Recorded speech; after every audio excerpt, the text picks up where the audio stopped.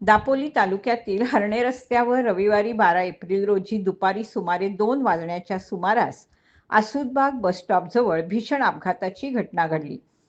वळणावर 2 कारची समोरासमोर जोरदार धडक झाली असून या अपघातात दोन्ही वाहनांचं मोठं नुकसान झालंय. मात्र सुदैवानं कोणतीही जीवितहानी झाली नसल्याने मोठा अनर्थ टळला. मिळालेल्या माहितीनुसार हर्णेकडून दापोलीकडे येणारी कार अतिवेगात होती. आसूदबाग बसस्टॉप जवळील धोकादायक वळणावर चालकाचा ताबा सुटल्याने ही कार समोरून येणाऱ्या दापोलीकडून हर्णेकडे जाणाऱ्या दुसऱ्या कारवर जोरात आदळली. धडक एवढी तीव्र होती की दोन्ही वाहनांच्या पुढील भागाचं मोठ्या प्रमाणात नुकसान झालं. अपघातग्रस्त दोन्ही कार पर्यटकांच्या असल्याची माहिती मिळते.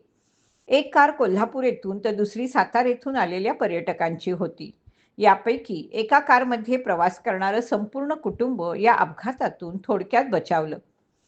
अपघाताची तीव्रता लक्षात घेता कोणतीही जीवितहानी न होणं ही दिलासा देणारी बाब ठरली.